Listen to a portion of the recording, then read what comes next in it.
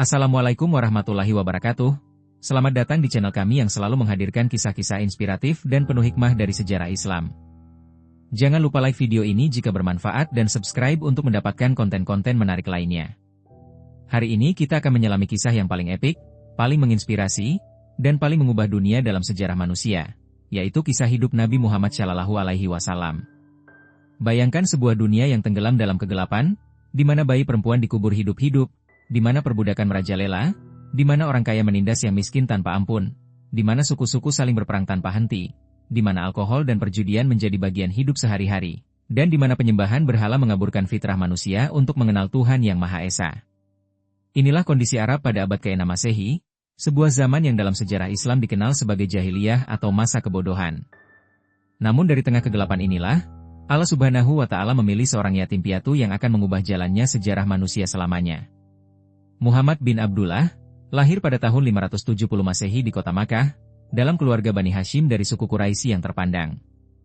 Tapi takdir berkata lain, ayahnya Abdullah meninggal sebelum dia lahir, dan ibunya Aminah meninggal ketika dia baru berusia 6 tahun. Bayangkan seorang anak kecil yang harus menghadapi kehilangan kedua orang tuanya di usia yang begitu belia. Kakeknya Abdul Muthalib kemudian mengasuhnya dengan penuh kasih sayang. Tapi takdir kembali memberikan ujian berat ketika kakeknya juga meninggal saat Muhammad berusia 8 tahun. Kini dia harus tinggal bersama pamannya Abu Thalib, yang meskipun tidak kaya namun memiliki hati yang mulia dan selalu melindungi keponakannya dengan tulus. Inilah awal dari sebuah perjalanan yang akan mengubah wajah dunia. Sejak kecil, Muhammad sudah menunjukkan akhlak yang luar biasa. Di tengah masyarakat yang suka berjudi, minum khamar, dan melakukan perbuatan keji, dia tidak pernah terjerumus dalam kemaksiatan sedikitpun. Kejujurannya begitu terkenal hingga dia dijuluki Al-Amin yang artinya orang yang terpercaya, dan Asy-Syadiq yang berarti orang yang jujur. Bahkan musuh-musuhnya mengakui kejujuran dan integritas yang dimilikinya. Ketika beranjak dewasa, Muhammad bekerja sebagai pedagang. Keahliannya dalam berdagang dan kejujurannya yang luar biasa membuat namanya harum di kalangan pedagang Makkah. Hingga suatu hari, seorang janda kaya bernama Khadijah binti Khuwailid mendengar reputasinya yang baik dan menawarkan pekerjaan untuk mengelola perdagangannya ke Syam. Inilah momen yang akan mengubah hidupnya selamanya. Perjalanan dagang ke Syam itu tidak hanya sukses secara bisnis, tapi juga membuka mata Khadijah tentang sosok Muhammad yang luar biasa. Melalui laporan Maisarah, budaknya yang menemani perjalanan, Khadijah mendengar bagaimana Muhammad berdagang dengan sangat jujur, bagaimana dia memperlakukan semua orang dengan baik tanpa memandang status sosial, dan bagaimana karakternya yang mulia terpancar dalam setiap tindakannya. Terpesona dengan akhlak mulia Muhammad, Khadijah yang saat itu berusia 40 tahun memutuskan untuk melamar Muhammad yang berusia 25 tahun. Ya, Anda tidak salah dengar, Khadijah yang melamar Muhammad, bukan sebaliknya. Inilah contoh nyata bagaimana Islam mengangkat derajat wanita sejak awal sejarahnya. Pernikahan mereka dilangsungkan dengan sederhana namun penuh berkah, dan dari pernikahan ini lahir anak-anak yang akan menjadi bagian penting dalam sejarah Islam. Kehidupan berumah tangga Muhammad dan Khadijah sangat harmonis dan penuh cinta. Khadijah tidak hanya menjadi istri yang setia, tapi juga sahabat, konsultan bisnis, dan kelak akan menjadi orang pertama yang beriman kepada risalah yang dibawanya. Selama 25 tahun pernikahan mereka, tidak ada sedikit pun konflik yang berarti, dan Muhammad tidak menikah dengan wanita lain selama Khadijah masih hidup. Inilah bukti nyata bagaimana Muhammad menghormati dan mencintai istrinya dengan sepenuh hati. Namun di balik kehidupan rumah tangga yang bahagia, Muhammad sering merasa resah melihat kondisi masyarakat di sekitarnya. Dia melihat bagaimana orang-orang miskin ditindas, bagaimana budak diperlakukan dengan tidak manusiawi, bagaimana bayi perempuan dibunuh karena dianggap aib keluarga, bagaimana suku-suku berperang hanya karena masalah sepele yang sudah terjadi puluhan tahun lalu. Keresahan ini mendorongnya untuk sering menyendiri di Gua Hira, sebuah gua kecil di puncak Jabal Nur, untuk bermeditasi dan merenungkan makna hidup. Bertahun-tahun Muhammad rutin pergi ke Gua Hira, terkadang bermalam-malam di sana sambil merenung. Dia mencari jawaban atas keresahan hatinya, mencari jalan untuk memperbaiki kondisi umat manusia yang semakin terpuruk dalam kegelapan moral dan spiritual. Tanpa dia sadari, Allah sedang mempersiapkannya untuk menerima amanah terbesar dalam sejarah umat manusia. Pada malam yang penuh berkah, tepatnya tanggal 17 Ramadan tahun 610 Masehi, ketika Muhammad sedang bermeditasi di Gua Hira, tiba-tiba datang sosok yang sangat megah dan bercahaya. Ini adalah malaikat Jibril alaihissalam yang datang dengan perintah Allah untuk menyampaikan wahyu pertama. Dengan suara yang menggetarkan jiwa, Jibril berkata, "Iqra," yang artinya bacalah. Muhammad yang tidak bisa membaca menjawab dengan gemetar, "Ma Nabi Kari, aku tidak bisa membaca."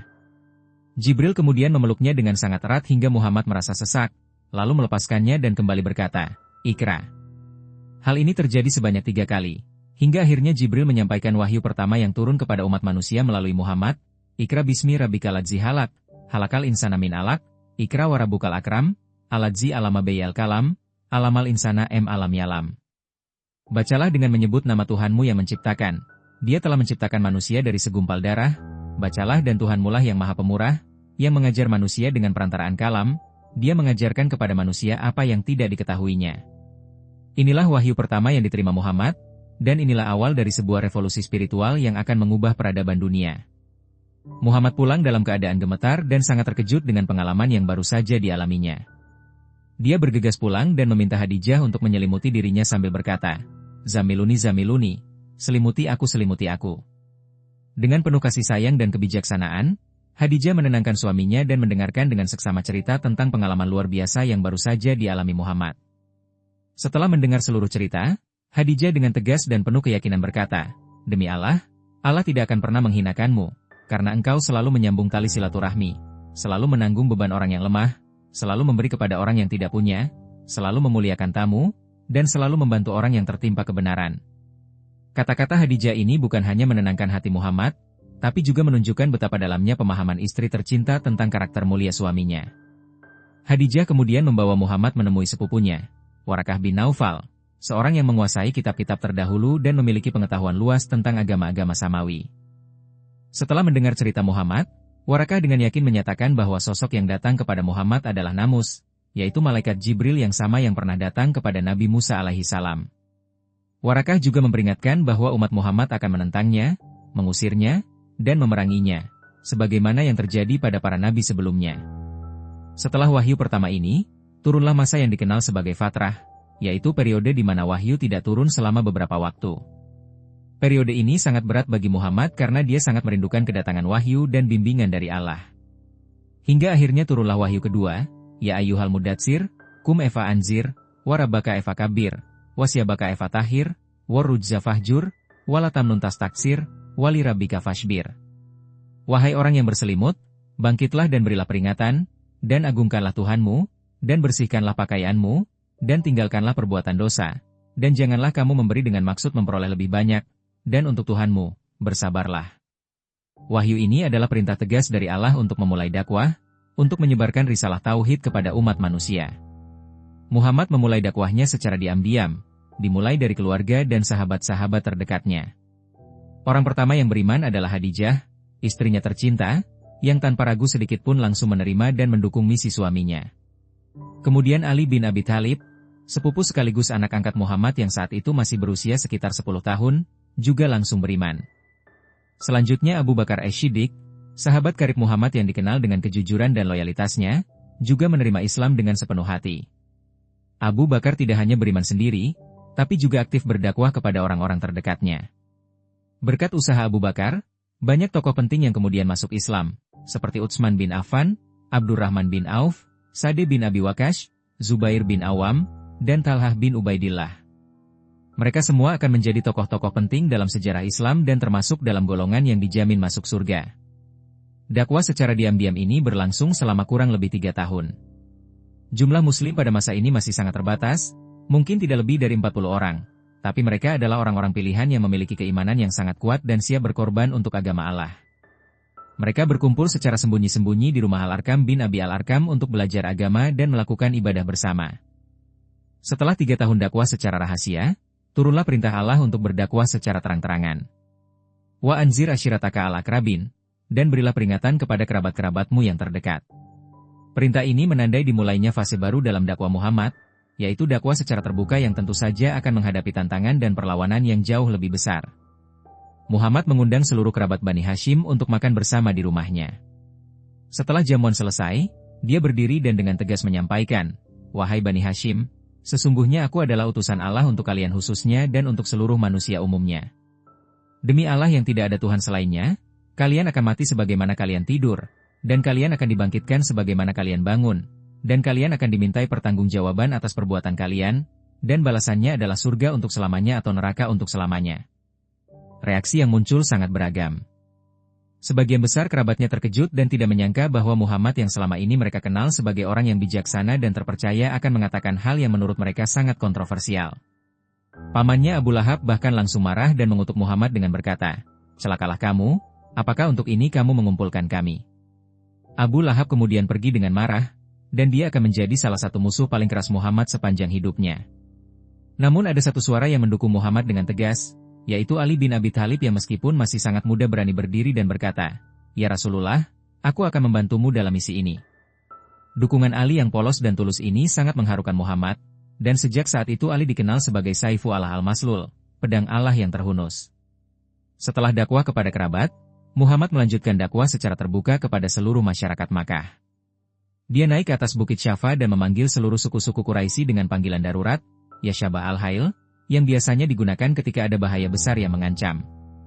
Ketika semua orang berkumpul, Muhammad berkata, "Jika aku katakan kepada kalian bahwa di balik bukit ini ada pasukan berkuda yang akan menyerang kalian, apakah kalian akan percaya kepadaku?"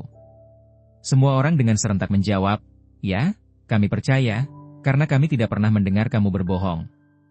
Muhammad kemudian berkata, "Sesungguhnya aku adalah pemberi peringatan bagi kalian sebelum datang azab yang pedih. Aku menyeru kalian kepada kalimat la ilaha illallah. Jika kalian mengucapkannya, maka kalian akan menguasai bangsa Arab dan non-Arab akan tunduk kepada kalian." Reaksi masyarakat Makkah terhadap seruan ini sangat keras dan negatif. Abu Lahab kembali memimpin penentangan dengan berkata, "Celaka kamu, apakah untuk ini kamu mengumpulkan kami?" Sebagian besar orang Quraisy menganggap ajaran Muhammad sebagai ancaman terhadap tradisi nenek moyang mereka, terhadap kepentingan ekonomi mereka yang bergantung pada Ka'bah sebagai pusat penyembahan berhala, dan terhadap status sosial mereka sebagai pemimpin di Makkah. Perlawanan terhadap dakwah Muhammad semakin hari semakin keras. Para pembesar Quraisy mulai menyebarkan fitnah dan tuduhan-tuduhan palsu terhadap Muhammad. Mereka menyebutnya sebagai penyihir, tukang tenung, penyair, atau bahkan orang gila. Mereka juga mencoba berbagai cara untuk menghentikan dakwahnya, mulai dari rayuan dengan kekayaan dan kekuasaan, hingga ancaman dan intimidasi.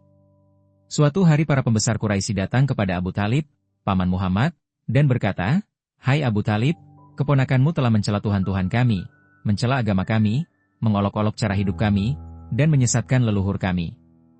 Cegahlah dia dari kami, atau biarkanlah kami berhadapan dengannya."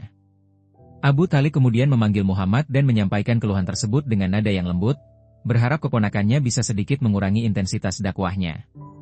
Mendengar permintaan pamannya yang telah berjasa besar dalam hidupnya, Muhammad dengan tegas namun penuh hormat menjawab, "Wahai pamanku, demi Allah, seandainya mereka meletakkan matahari di tangan kananku dan bulan di tangan kiriku agar aku meninggalkan urusan ini, niscaya aku tidak akan meninggalkannya hingga Allah memenangkannya atau aku mati dalam memperjuangkannya." Kata-kata ini menunjukkan keteguhan dan keikhlasan Muhammad yang tidak akan tergoyahkan oleh apapun dalam menyampaikan risalah Allah. Melihat keteguhan keponakannya, Abu Thalib dengan mata berkaca-kaca berkata, "Pergilah wahai keponakanku, sampaikan apa yang kamu perintahkan, demi Allah aku tidak akan pernah menyerahkanmu kepada siapapun." Dukungan Abu Thalib ini sangat berarti bagi Muhammad, meskipun pamannya tidak pernah masuk Islam, namun perlindungannya memungkinkan Muhammad untuk terus berdakwah di tengah ancaman yang semakin menguat. Sementara itu, penganiayaan terhadap para pengikut Muhammad semakin brutal dan sistematis. Bilal bin Rabah, seorang budak berkulit hitam yang telah masuk Islam, disiksa dengan kejam oleh tuannya Umayyah bin Khalaf.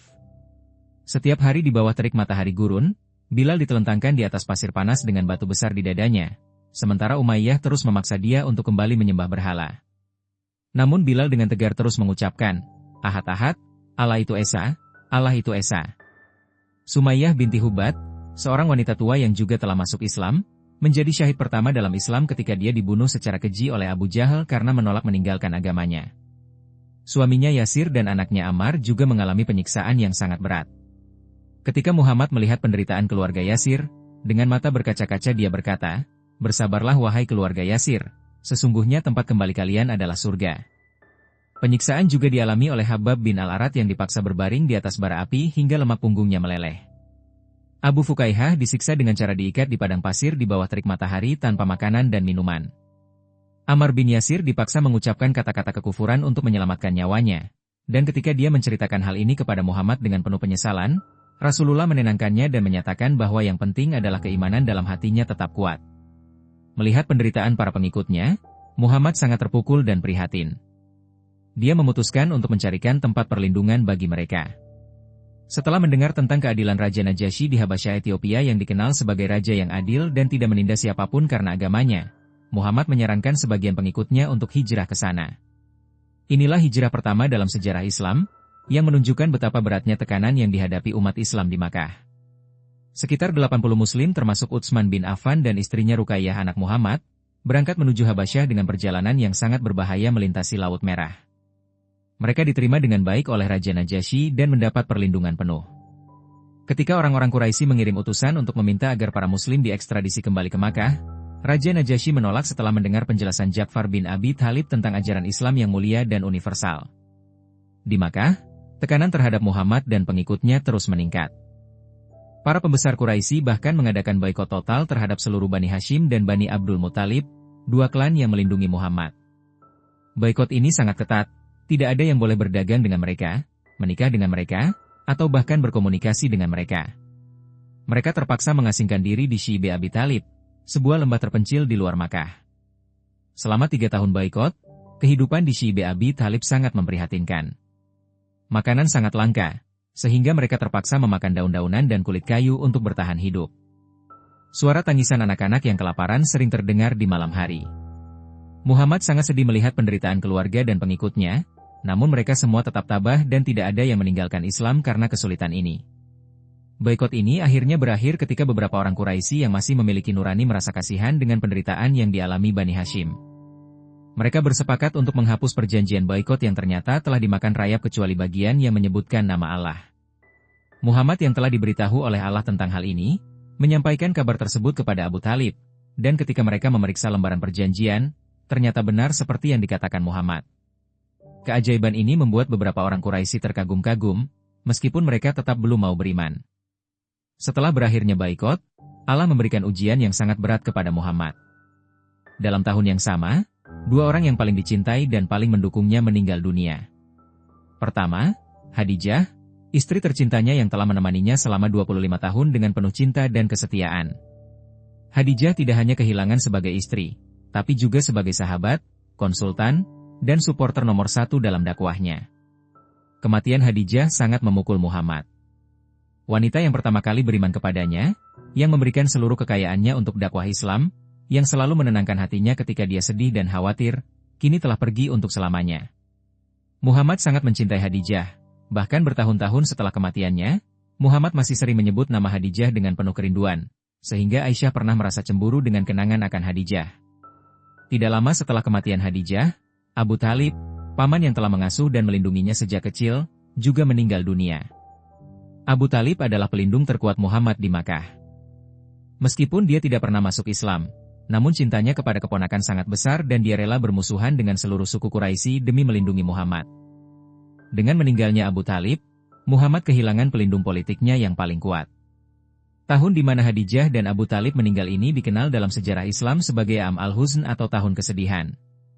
Muhammad sangat terpukul dengan kedua kematian ini, namun dia tetap tegar dan terus menjalankan misi dakwahnya.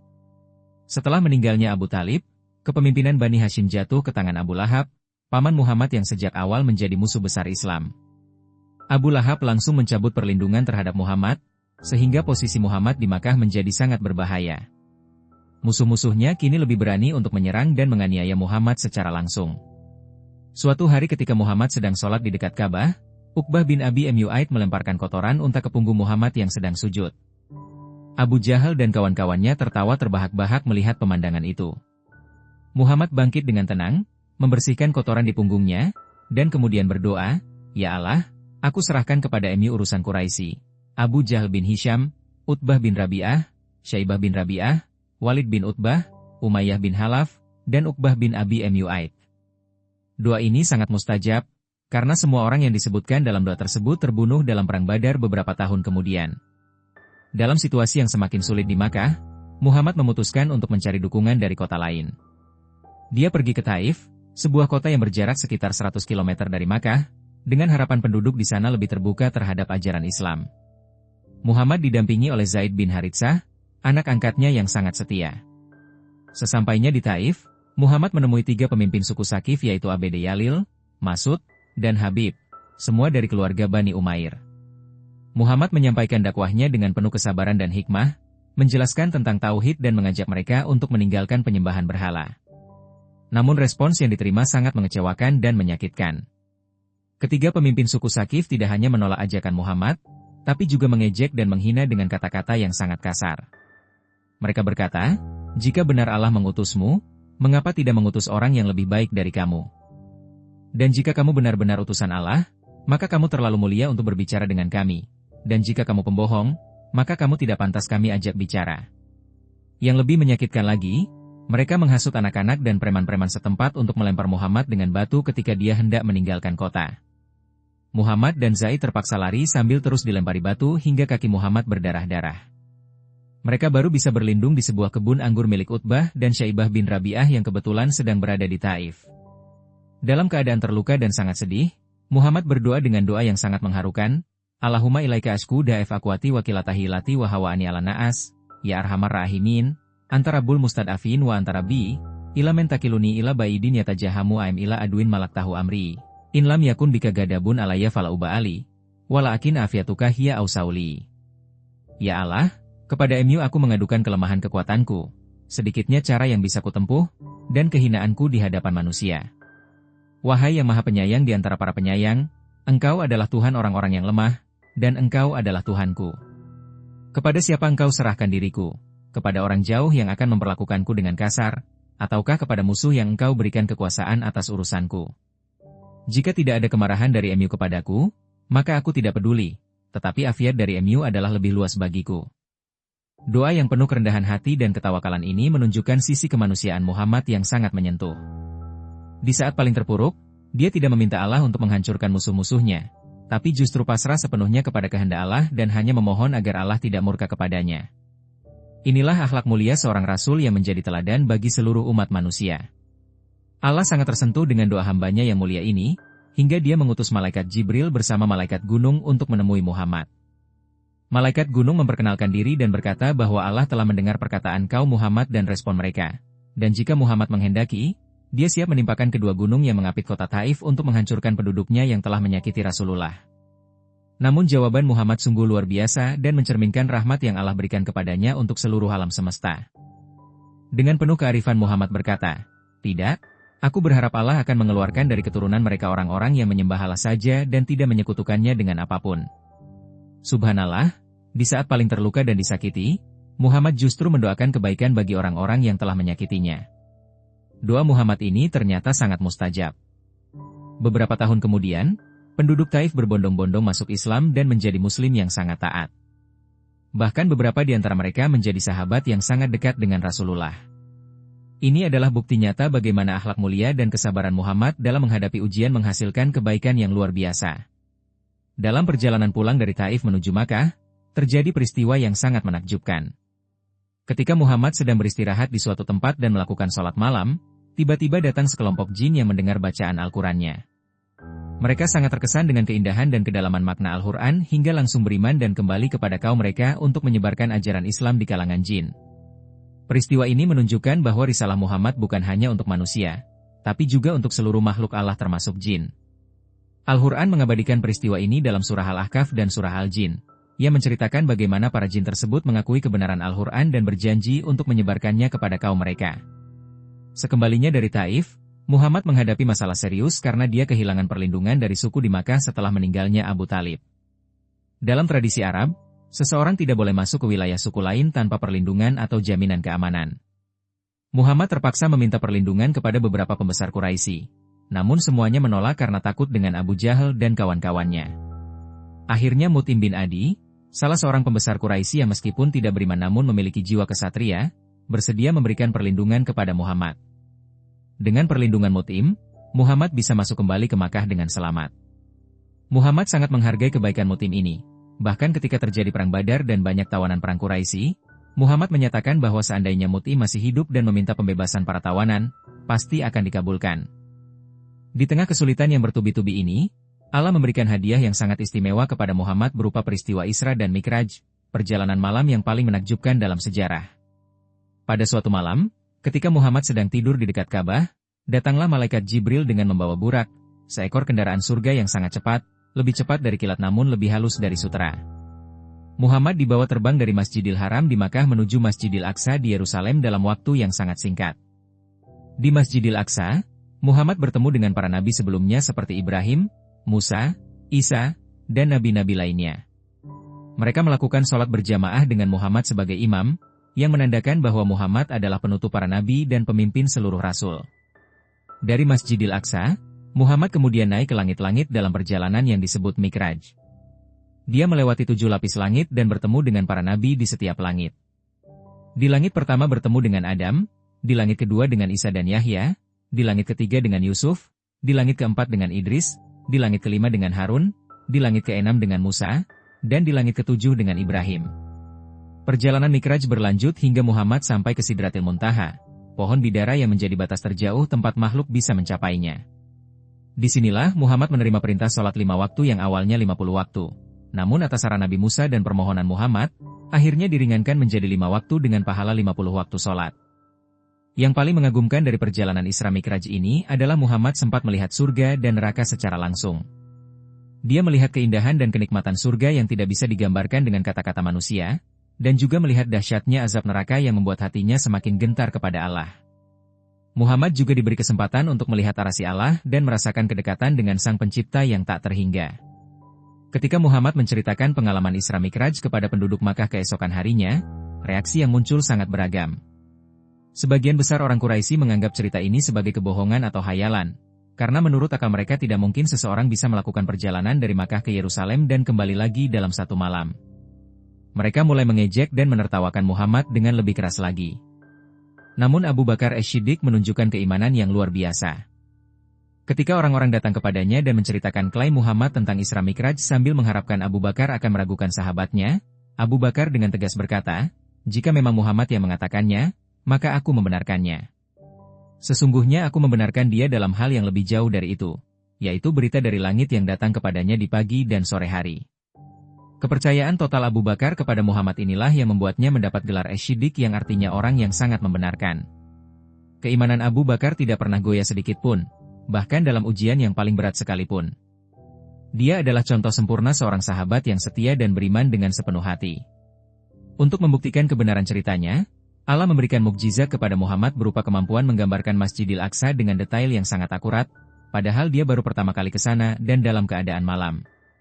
Ketika orang-orang Quraisy menanyakan ciri-ciri Masjidil Aqsa, Muhammad bisa menjelaskan dengan sempurna bahkan sampai detail-detail kecil yang hanya diketahui oleh orang yang pernah ke sana.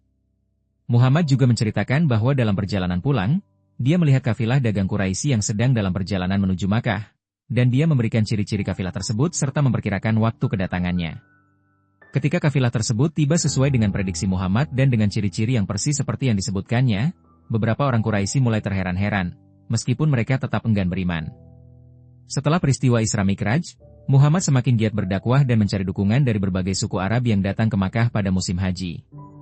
Setiap tahun, ribuan orang dari seluruh Jazirah Arab datang ke Makkah untuk melakukan ibadah haji dan berdagang. Muhammad memanfaatkan kesempatan ini untuk menyampaikan dakwahnya kepada berbagai suku. Dalam salah satu musim haji, Muhammad bertemu dengan 6 orang dari suku Khazraj dari kota Yatsrib yang kelak dikenal sebagai Madinah. Mereka sangat terkesan dengan ajaran Muhammad dan memutuskan untuk masuk Islam. Setahun kemudian, mereka kembali ke Makkah dengan membawa 5 orang tambahan dari suku Aus dan Khazraj. Dalam pertemuan yang dikenal sebagai Bai'at Aqabah pertama, 12 orang dari Yatsrib menyatakan keislaman mereka dan berjanji untuk menyebarkan Islam di kota mereka.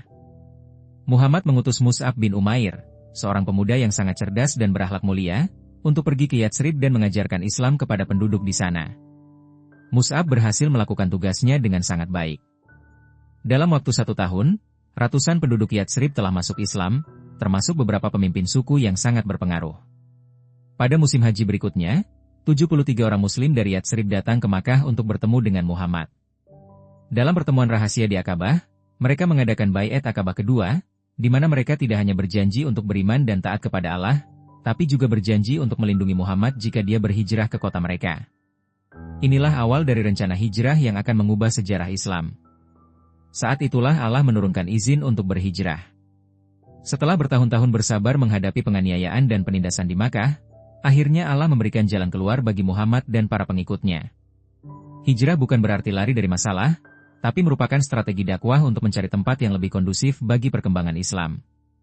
Muhammad memerintahkan para pengikutnya untuk berhijrah secara bertahap dan sembunyi-sembunyi ke Yatsrib. Mereka berangkat dalam kelompok-kelompok kecil agar tidak menimbulkan kecurigaan orang-orang Quraisy. Dalam waktu sekitar 2 bulan, hampir seluruh Muslim Makkah telah pindah ke Yatsrib. Hanya tersisa Muhammad, Abu Bakar, Ali, dan beberapa orang yang masih ada urusan penting. Mengetahui rencana hijrah Muhammad, para pembesar Quraisy menjadi sangat panik. Mereka menyadari bahwa jika Muhammad berhasil berhijrah dan membangun kekuatan di tempat lain, maka posisi mereka di Makkah akan terancam. Mereka mengadakan rapat darurat di Darun Nadwah untuk membahas cara menghentikan Muhammad sebelum dia berhasil berhijrah. Berbagai usulan diajukan dalam rapat tersebut. Ada yang mengusulkan untuk memenjarakan Muhammad, ada yang mengusulkan untuk mengusirnya dari Makkah. Namun semua usulan tersebut ditolak karena dianggap tidak efektif. Akhirnya Abu Jahal mengusulkan rencana yang paling kejam, yaitu membunuh Muhammad dengan cara mengumpulkan 1 orang pemuda dari setiap suku untuk menyerang Muhammad bersama-sama, sehingga tanggung jawab kematiannya tersebar ke semua suku dan Bani Hashim tidak bisa menuntut balas. Rencana jahat ini langsung diketahui oleh Muhammad melalui wahyu dari Allah. Malaikat Jibril datang dan memerintahkan Muhammad untuk tidak tidur di tempat tidurnya malam itu dan segera berhijrah. Muhammad kemudian meminta Ali untuk menggantikan posisinya di tempat tidur dengan mengenakan baju hijau milik Muhammad, sementara dia sendiri bersiap untuk meninggalkan Makkah bersama Abu Bakar. Pada malam yang telah ditentukan, para pemuda Quraisy mengepung rumah Muhammad dengan pedang terhunus, menunggu waktu subuh untuk menyerang. Namun Muhammad dengan pertolongan Allah berhasil keluar dari rumah tanpa terlihat oleh mereka. Dia pergi ke rumah Abu Bakar, dan bersama sahabat setia ini, Muhammad memulai perjalanan hijrah yang paling bersejarah. Muhammad dan Abu Bakar tidak mengambil jalan biasa menuju Yatsrib yang berada di sebelah utara Makkah, tapi justru menuju ke selatan ke arah Yaman untuk mengelabui para pengejar. Mereka berlindung di Gua Sur, sebuah gua kecil di puncak gunung yang sangat tersembunyi. Di gua inilah mereka bersembunyi selama 3 hari 3 malam menunggu situasi aman. Para pembesar Quraisy sangat marah ketika mengetahui Muhammad berhasil lolos. Mereka langsung mengirim pasukan pengejar ke segala arah dan menawarkan hadiah yang sangat besar, yaitu 100 unta untuk siapa saja yang bisa menangkap Muhammad hidup atau mati. 100 unta pada masa itu adalah kekayaan yang sangat besar, setara dengan harga beberapa rumah. Selama di Gua Sur, Abu Bakar sangat khawatir dengan keselamatan Muhammad. Ketika mereka mendengar suara kaki kuda para pengejar yang semakin dekat, Abu Bakar berbisik dengan cemas, "Ya Rasulullah, jika salah satu dari mereka melihat ke bawah kakinya, pasti dia akan melihat kita." Muhammad dengan tenang menjawab, "Wahai Abu Bakar, apa pendapatmu tentang 2 orang yang ketiga mereka adalah Allah?" Jawaban Muhammad ini menunjukkan tingkat keimanan dan ketawakalan yang luar biasa. Di saat bahaya mengancam, dia tetap yakin bahwa Allah pasti akan melindungi mereka. Dan benar saja, meskipun para pengejar sampai ke mulut gua, mereka tidak melihat Muhammad dan Abu Bakar karena Allah menurunkan ketenangan ke dalam hati mereka dan melindungi kedua hambanya yang sedang berjuang di jalannya. Ada kisah menarik tentang Surakah bin Malik, seorang penunggang kuda yang sangat handal dan tergiur dengan hadiah 100 unta. Dia berhasil melacak jejak Muhammad dan Abu Bakar hingga hampir mengejar mereka. Namun setiap kali dia mendekat, kudanya tiba-tiba tersandung dan jatuh. Hal ini terjadi berulang kali hingga Surakah menyadari bahwa ada kekuatan gaib yang melindungi Muhammad. Surakah akhirnya berteriak kepada Muhammad dari kejauhan, meminta jaminan keamanan dan berjanji tidak akan menyakiti mereka. Muhammad memberikan jaminan tersebut dan bahkan memberikan kabar gembira yang sangat menakjubkan kepada Surakah. Muhammad berkata, "Wahai Surakah, bagaimana perasaanmu jika suatu hari nanti kamu memakai gelang emas Kisra, Raja Persia?" Surakah yang mendengar ramalan ini sangat terkejut, karena pada saat itu posisi Muhammad sangat lemah dan terpuruk. Bagaimana mungkin bisa mengalahkan Imperium Persia yang sangat kuat? Namun ramalan Muhammad ini benar-benar terjadi. Bertahun-tahun kemudian, setelah Islam menjadi kekuatan besar dan menaklukkan Persia, Khalifah Umar bin Khattab menyuruh Surakah yang sudah masuk Islam untuk memakai gelang emas Kisra, persis seperti yang dikatakan Muhammad puluhan tahun sebelumnya. Setelah 3 hari bersembunyi di Gua Sur, Muhammad dan Abu Bakar melanjutkan perjalanan menuju Yatsrib dengan dipandu oleh Abdullah bin Uraikid, seorang pemandu jalan yang sangat berpengalaman meskipun dia belum masuk Islam. Mereka mengambil jalan yang sangat jarang dilalui orang untuk menghindari para pengejar. Perjalanan menuju Yatsrib memakan waktu beberapa hari dengan melewati gurun yang sangat gersang dan berbahaya. Abu Bakar dengan setia selalu melayani Muhammad, kadang berjalan di depan untuk memastikan jalan aman, kadang di belakang untuk menjaga dari kemungkinan serangan dari belakang. Kesetiaan Abu Bakar dalam perjalanan hijrah ini menjadi salah satu bukti cinta dan loyalitasnya yang luar biasa kepada Muhammad. Ketika mereka hampir sampai di Yatsrib, berita tentang kedatangan Muhammad sudah tersebar di kalangan penduduk yang sudah menanti-nantikan kedatangannya dengan penuh kerinduan. Setiap hari penduduk Muslim Yatsrib naik ke tempat yang tinggi untuk melihat apakah Muhammad sudah tiba. Ketika akhirnya mereka melihat Muhammad dan Abu Bakar di kejauhan, kegembiraan yang luar biasa meledak di seluruh kota.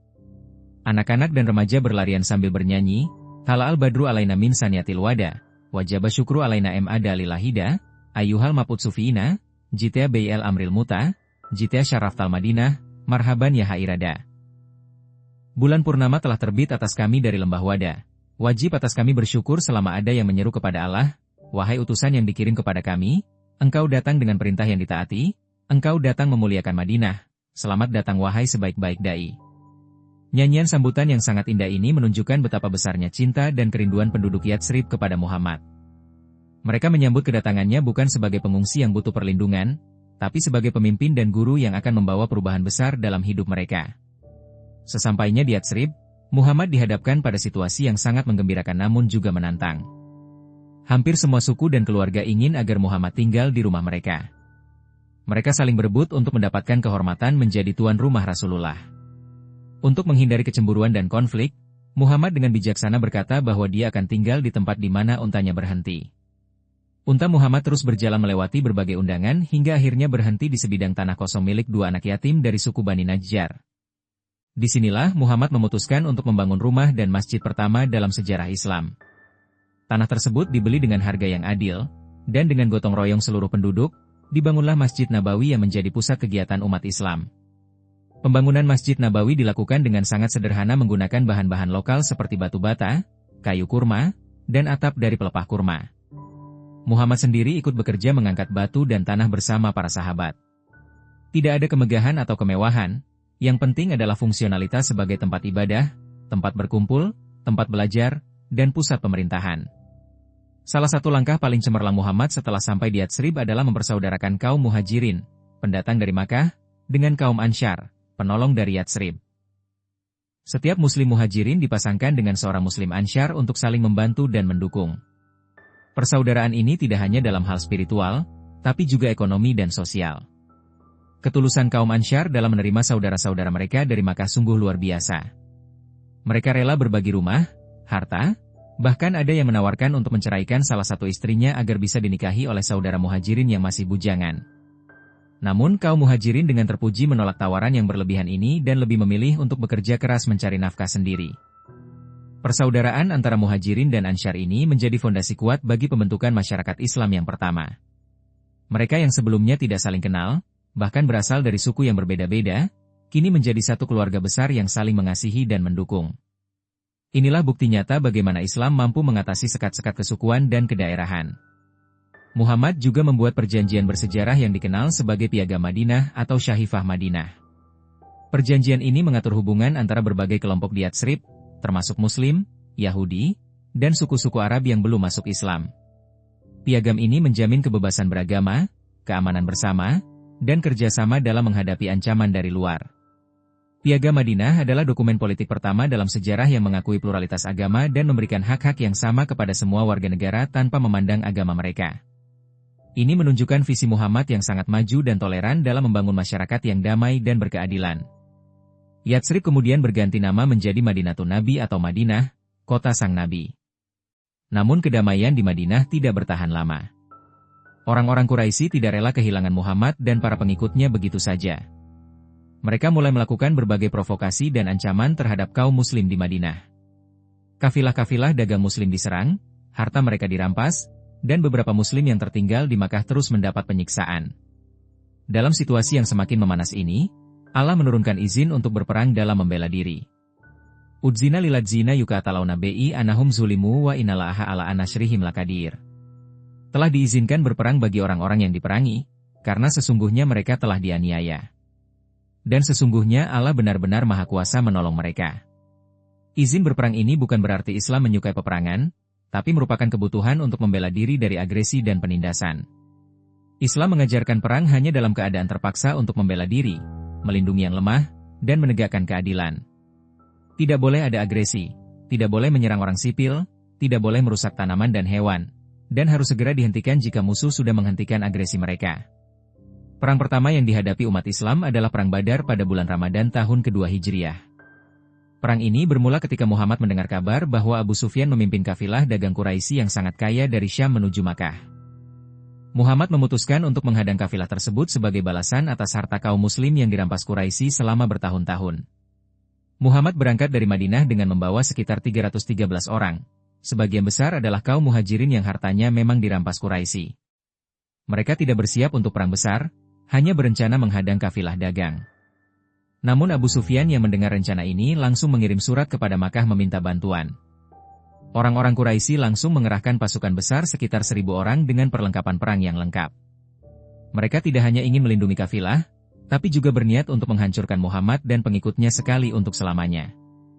Abu Jahal yang memimpin pasukan ini dengan sombong berkata bahwa mereka akan menghabisi Muhammad dan menunjukkan kepada seluruh Arab bahwa Quraisy masih yang terkuat. Ketika Muhammad mendengar bahwa pasukan besar Quraisy sudah bergerak menuju mereka, dia mengumpulkan para sahabat untuk bermusyawarah. Situasi menjadi sangat berbeda dari rencana awal, kini mereka harus menghadapi perang terbuka melawan musuh yang jumlahnya 3 kali lipat lebih banyak dan lebih lengkap persenjataannya. Abu Bakar berdiri dan menyatakan dukungannya kepada Muhammad apapun keputusan yang diambil. Kemudian Umar bin Khattab juga menyatakan hal yang sama. Namun Muhammad ingin mendengar pendapat kaum Ansyar, karena perjanjian Baiat Aqabah menyebutkan perlindungan di Madinah, bukan di medan perang di luar kota. Sa'd bin Mu'adz sebagai pemimpin kaum Ansyar berdiri dan dengan tegas menyatakan, "Ya Rasulullah, seakan-akan engkau menanyakan pendapat kami. Demi Zat yang mengutusmu dengan hak, seandainya engkau memerintahkan kami untuk menerjunkan diri ke laut, niscaya kami akan melakukannya. Seandainya engkau membawa kami ke Bar al-Ghimat, tempat yang sangat jauh, niscaya kami akan mengikutimu. Kami tidak takut untuk berperang melawan musuh esok hari. Sesungguhnya kami sabar dalam perang dan jujur dalam pertempuran." Pernyataan Sa'd bin Mu'adz ini sangat menyentuh hati Muhammad dan menunjukkan loyalitas luar biasa kaum Ansyar. Mereka siap berkorban jiwa dan raga untuk membela Islam dan Rasulullah. Dengan dukungan penuh dari para sahabat, Muhammad memutuskan untuk menghadapi pasukan Quraisy dalam perang terbuka. Pada tanggal 17 Ramadan tahun 2 Hijriah, kedua pasukan bertemu di Lembah Badar, sebuah tempat yang terletak antara Makkah dan Madinah. Sebelum perang dimulai, Muhammad berdoa dengan sangat khusyuk memohon pertolongan Allah. Allahumma anzil watani, Allahumma in tahlika hadzihil usyabatu la tubed fil ardi. Ya Allah, turunkanlah apa yang telah engkau janjikan kepadaku. Ya Allah, jika rombongan ini binasa, maka engkau tidak akan disembah lagi di bumi. Doa Muhammad ini menunjukkan betapa dia memahami bahwa perang ini bukan hanya sekedar pertempuran antara dua kelompok manusia, tapi pertaruhan antara kebenaran dan kebatilan, antara tauhid dan syirik. Jika kaum muslim kalah, maka perjuangan untuk menegakkan kalimat Allah di muka bumi ini akan terhenti. Allah mengabulkan doa hambanya yang mulia ini dengan menurunkan bantuan yang sangat luar biasa. Ribuan malaikat turun ke medan perang untuk membantu kaum muslim. Mereka tidak terlihat oleh mata manusia, tapi dampak kehadiran mereka sangat nyata dalam jalannya pertempuran. Angin kencang bertiup ke arah pasukan Quraisy, debu beterbangan menutupi pandangan mereka, sementara kaum muslim merasakan ketenangan dan kekuatan yang luar biasa. Perang dimulai dengan duel tradisional Arab. 3 pejuang terbaik Quraisy yaitu Utbah bin Rabi'ah, Syaibah bin Rabi'ah, dan Walid bin Utbah maju ke tengah medan dan menantang 3 pejuang dari pihak muslim. Muhammad menunjuk Hamzah bin Abdul Muthalib pamannya, Ali bin Abi Thalib sepupunya, dan Ubaidah bin Harits sepupunya untuk menerima tantangan tersebut. Dalam duel yang sangat sengit ini, Hamzah berhasil membunuh Syaibah, Ali membunuh Walid, sementara Ubaidah dan Utbah saling melukai hingga Hamzah dan Ali membantu Ubaidah untuk mengalahkan Utbah. Kemenangan dalam duel pembuka ini memberikan semangat luar biasa bagi kaum muslim dan sebaliknya menurunkan moral pasukan Quraisy. Pertempuran umum kemudian dimulai dengan sangat dahsyat. Meskipun jumlah mereka jauh lebih sedikit dan perlengkapan lebih sederhana, kaum muslim bertempur dengan keberanian dan semangat yang luar biasa. Mereka yakin bahwa mereka berperang di jalan Allah dan jika mati akan langsung masuk surga sebagai syuhada. Ali bin Abi Thalib menunjukkan kehebatan luar biasa dalam pertempuran ini. Pedangnya Zulfikar berkibar-kibar menebas musuh-musuh Islam. Hamzah yang dijuluki Asadullah Al-Ghalib, singa Allah yang menang, juga bertempur dengan sangat gagah berani. Para sahabat lainnya tidak mau kalah, mereka semua bertempur mati-matian membela agama Allah. Dalam pertempuran yang berlangsung seharian penuh ini, Allah memberikan kemenangan yang sangat menentukan kepada kaum muslim. 70 orang dari pasukan Quraisy terbunuh, termasuk Abu Jahal sang pemimpin yang paling memusuhi Islam. 70 orang lainnya ditawan, sementara sisanya melarikan diri dalam keadaan kalah telak. Di pihak kaum muslim, hanya 14 orang yang gugur sebagai syuhada. Perbandingan korban yang sangat timpang ini menunjukkan betapa ajaibnya kemenangan yang Allah berikan kepada kaum muslim. Ini bukan hanya kemenangan militer, tapi juga kemenangan moral dan spiritual yang sangat besar. Kemenangan Badar memberikan dampak yang sangat luas. Seluruh jazirah Arab mulai mendengar tentang kekuatan baru yang bernama Islam. Suku-suku yang sebelumnya meremehkan kaum muslim kini mulai memperhitungkan mereka. Yang lebih penting, kemenangan ini memperkuat iman kaum muslim dan membuktikan bahwa Allah benar-benar bersama mereka. Namun orang-orang Quraisy tidak menerima kekalahan ini begitu saja. Mereka merasa sangat terhina dan bersumpah untuk membalas dendam. Abu Sufyan yang selamat dari Badar langsung memulai persiapan untuk perang yang lebih besar lagi. Dia berkeliling Jazirah Arab mengumpulkan sekutu dan mengajak berbagai suku untuk bergabung melawan kaum muslim. Setahun setelah Badar, pasukan Quraisy kembali menyerang dengan kekuatan yang jauh lebih besar. Mereka membawa 3.000 pejuang dengan perlengkapan perang yang sangat lengkap, termasuk pasukan berkuda dan pemanah yang handal. Mereka bertekad untuk membalas kekalahan di Badar dan menghancurkan Islam sekali untuk selamanya. Muhammad menghadapi dilema strategis yang sulit. Haruskah bertahan di dalam kota Madinah atau keluar untuk menghadapi musuh di medan terbuka? Setelah bermusyawarah dengan para sahabat, akhirnya diputuskan untuk keluar menghadapi musuh di lereng Gunung Uhud, sekitar 5 km dari Madinah. Muhammad membawa pasukan sekitar 700 orang, namun dalam perjalanan menuju Uhud, Abdullah bin Ubay bin Salul yang merupakan kepala kaum munafik tiba-tiba membelot dan membawa serta 300 pengikutnya dengan alasan bahwa Muhammad tidak mendengarkan sarannya untuk bertahan di dalam kota. Pembelotan Abdullah bin Ubay ini merupakan pukulan berat bagi kaum muslim.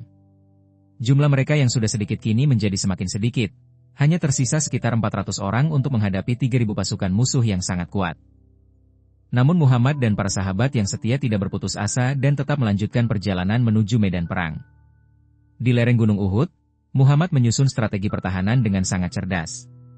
Dia menempatkan 50 pemanah terbaik di atas bukit kecil di belakang pasukan dengan perintah yang sangat tegas untuk tidak meninggalkan posisi apapun yang terjadi, baik muslim menang maupun kalah.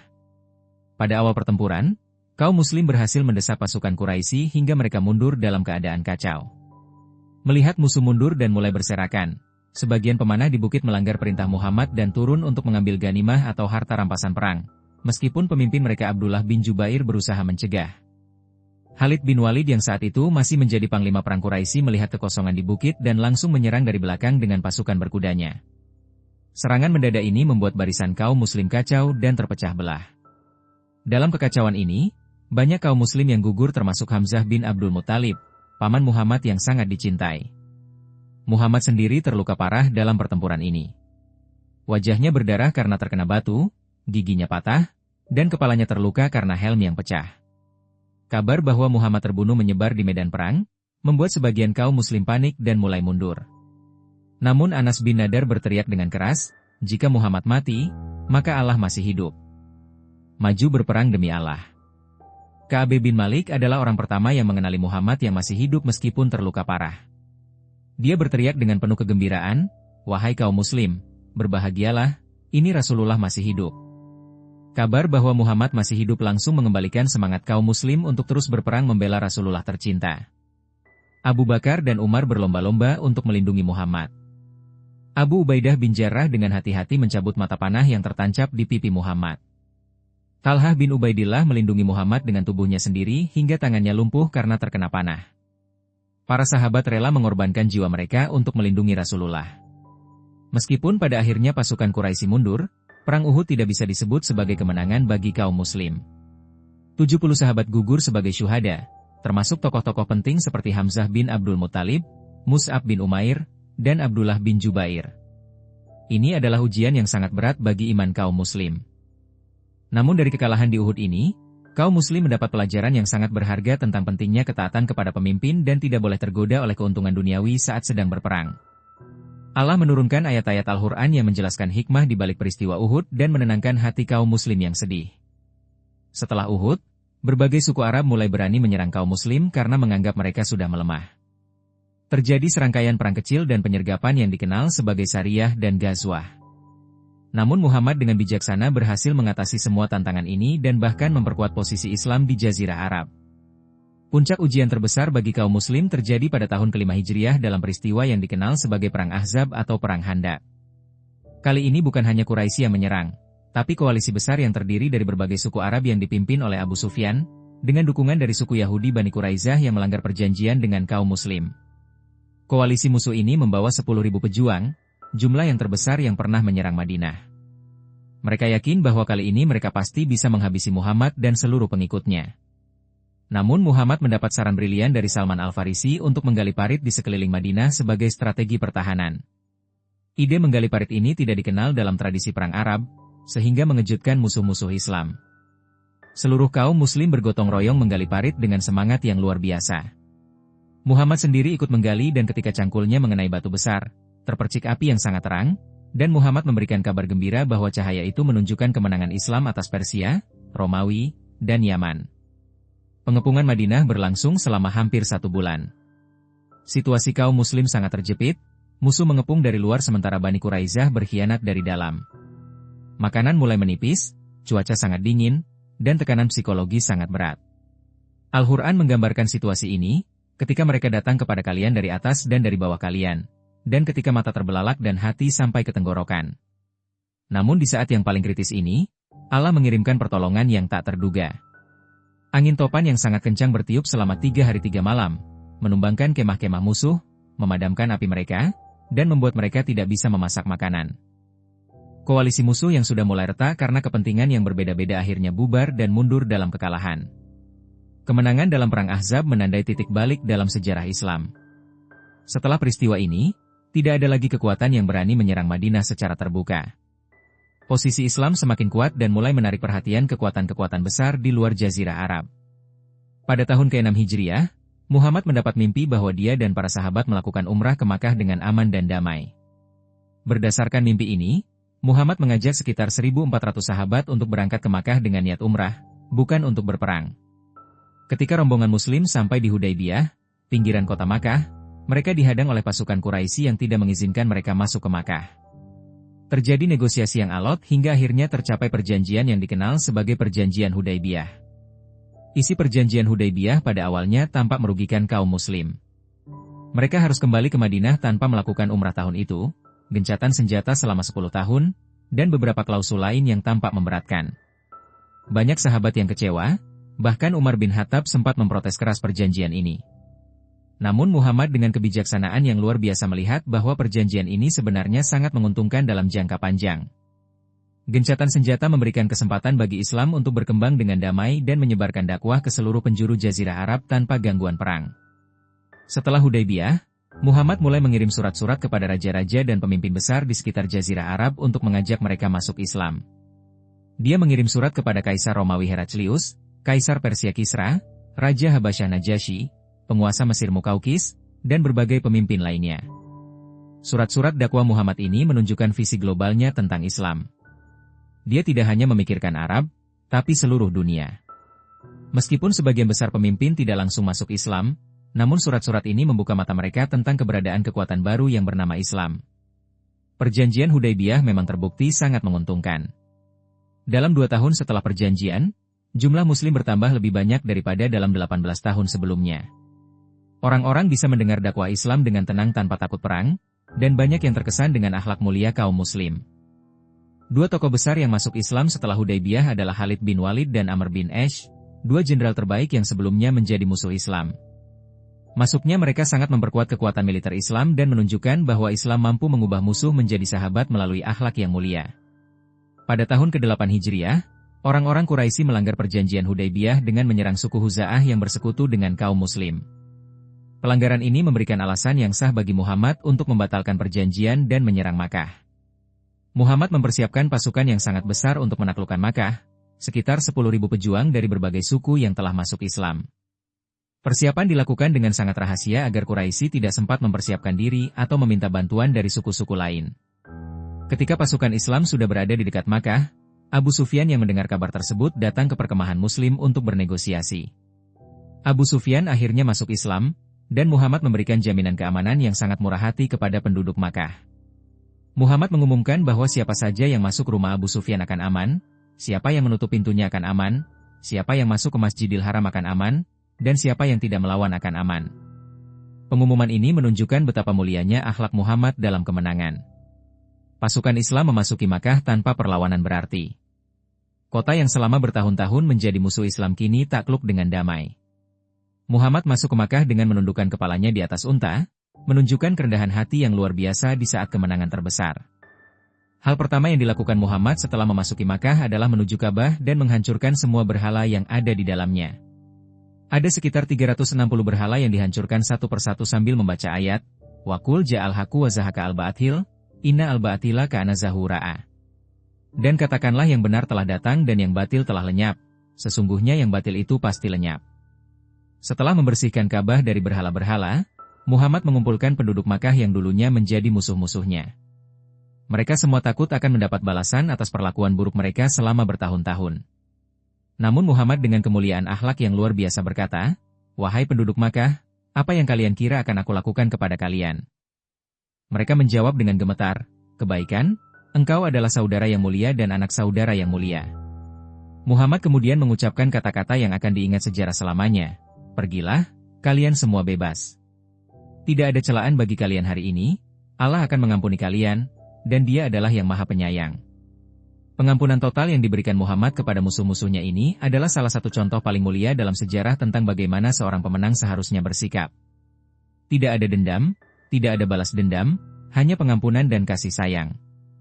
Inilah akhlak seorang rasul yang diutus sebagai rahmat bagi seluruh alam.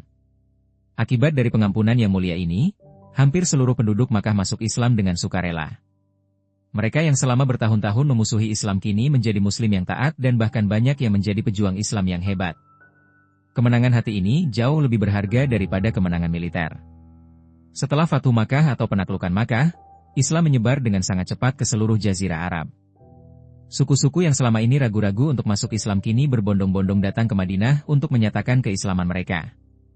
Periode ini dikenal sebagai tahun delegasi atau Aam al-Wufud. Muhammad menerima setiap delegasi dengan sangat baik, mendengarkan mereka dengan sabar, dan menjelaskan ajaran Islam dengan hikmah.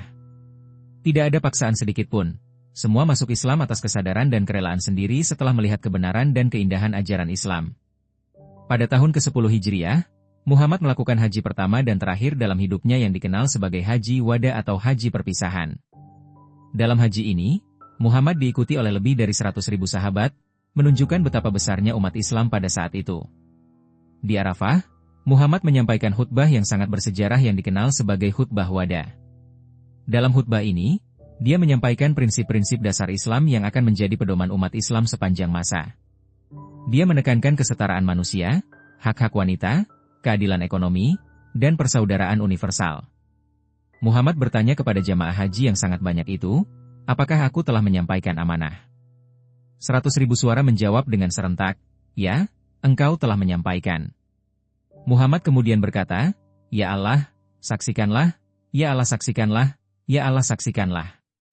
Tidak lama setelah Haji Wada, Muhammad mulai merasakan tanda-tanda akan dipanggilnya dia menghadap Allah. Dalam beberapa bulan terakhir hidupnya, dia sering menyendiri dan berdoa lebih lama dari biasanya.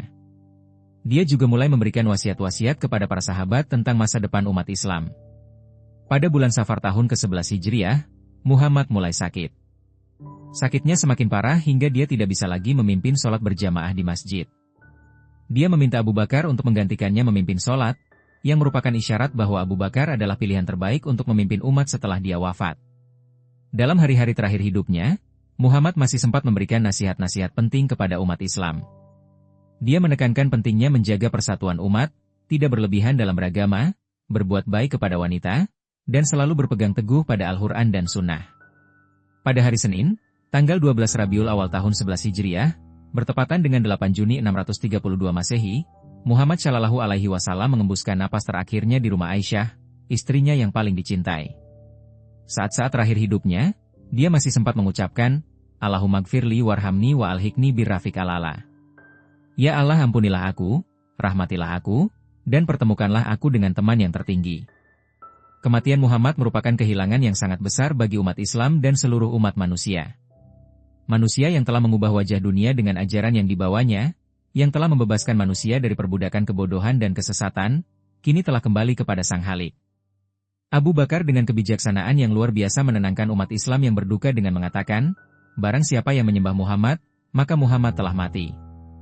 Barang siapa yang menyembah Allah, maka Allah adalah Maha Hidup yang tidak akan pernah mati. Kemudian dia membacakan ayat Al-Quran, Muhammad tidak lain hanyalah seorang rasul, sesungguhnya telah berlalu sebelumnya beberapa rasul. Meskipun Muhammad telah wafat, namun ajaran yang dibawanya terus hidup dan berkembang. Islam yang dimulai dari satu orang di Gua Hira, berkembang menjadi agama yang dipeluk oleh lebih dari 1 miliar orang di seluruh dunia. Ajaran tauhid, keadilan, kasih sayang, dan persaudaraan universal yang dibawanya terus menjadi cahaya bagi umat manusia. Kisah hidup Muhammad Shallallahu Alaihi Wasallam adalah kisah paling inspiratif dalam sejarah manusia. Dari seorang anak yatim piatu di kota kecil di Jazirah Arab, dia menjadi pemimpin spiritual yang mengubah peradaban dunia. Akhlaknya yang mulia, kesabarannya dalam menghadapi ujian, kebijakannya dalam memimpin, dan cintanya kepada seluruh umat manusia menjadi teladan abadi. Setiap muslim wajib mengetahui dan mempelajari kisah Rasulullah ini, karena di dalamnya terdapat pelajaran-pelajaran hidup yang sangat berharga. Bagaimana menghadapi kesulitan dengan sabar, bagaimana memperlakukan musuh dengan akhlak mulia, bagaimana memimpin dengan adil, dan bagaimana mencintai sesama manusia tanpa memandang suku, bangsa, atau status sosial. Muhammad bukan hanya nabi dan rasul, tapi juga seorang suami yang penuh cinta, ayah yang penyayang, pemimpin yang adil, jenderal yang bijaksana, dan sahabat yang setia.